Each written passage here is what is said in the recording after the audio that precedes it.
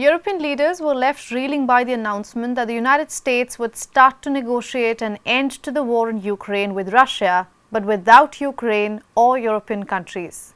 We have Thomas Sparrow from DW joining us live from Berlin. Thomas, good to see you. How is Europe trying to convince Trump that it should be at the negotiating table?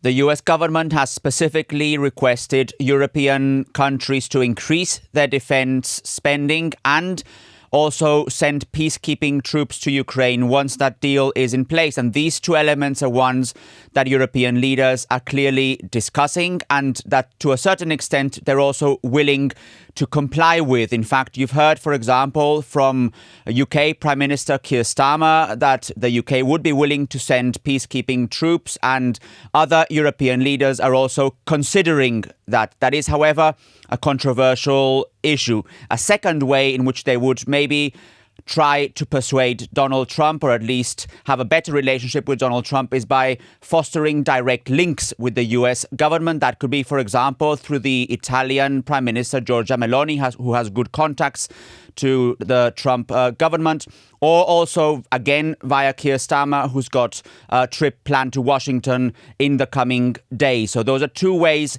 in which European leaders would try and foster a more constructive relationship with the US government. However, it's also important to stress that one important element in all this would be for European leaders to present a united front when it comes to their positions on Ukraine, and that in the past has already proven to be somewhat difficult.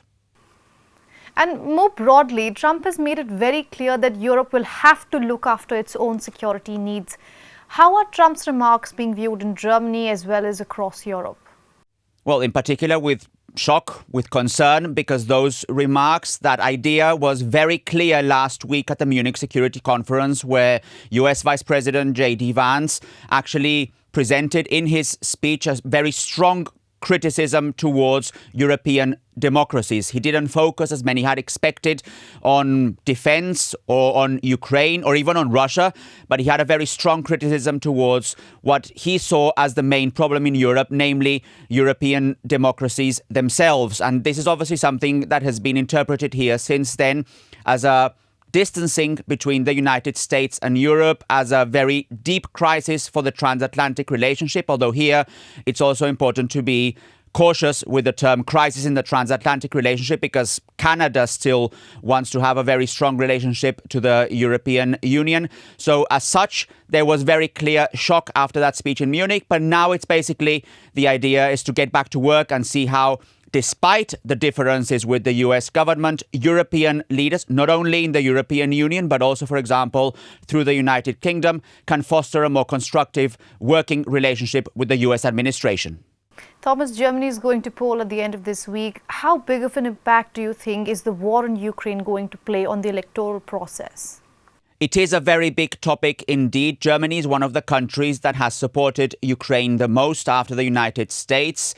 And one of the topics of discussion here is how that support should continue after the election. That's one important element. Another important element is also whether Germany would or would not send peacekeeping troops to Ukraine. That is a very controversial issue here in the country. I would, however, be careful when it comes to understanding whether Ukraine is actually an issue that people would depend their vote on, because there are other topics that are closer, let's say, to German voters, that are more important for German voters when it comes to deciding which party they would vote for. Migration is one topic. The economy, the bad state of Germany's economy, is a second topic. So yes, there is a lot of discussion about Ukraine, about defense spending. There's a lot of discussion about the future of Ukraine and the transatlantic relationship.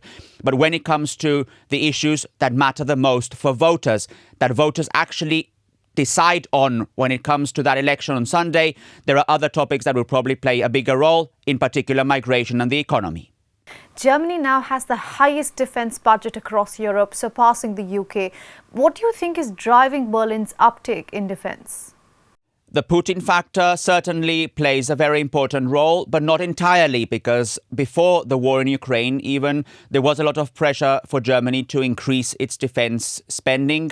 in fact, from United States presidents and other countries as well. But obviously, since the war in Ukraine began, the German government decided that it was important and necessary to increase its defense spending. In fact, only a few days after the war in Ukraine began, Chancellor Olaf Scholz, here in Parliament, not far away from where we are standing, expressed that it was time for a seismic shift in Germany. He described it as a Zeitenwende, so a change of an era. And that change of an era, the main component of it was that Germany would have to play a more important military role within the European framework, within the transatlantic framework. In other words, that also in NATO, Germany would have to play a more important role. This shift differs from previous generations here in Germany, where the focus was more on diplomacy, where the focus was more on playing a different role internationally, and Germany's armed forces actually lost some support also here in the country. But basically, since the war in Ukraine began, the focus has been specifically on increasing Germany's defense spending and making Germany prepared for any future circumstances in that regard. It's a big question also electorally and what will happen also after the elections next Sunday. And it is one issue that will certainly be also relevant for the next German government. All right. Thanks a lot for this, Thomas. See you soon.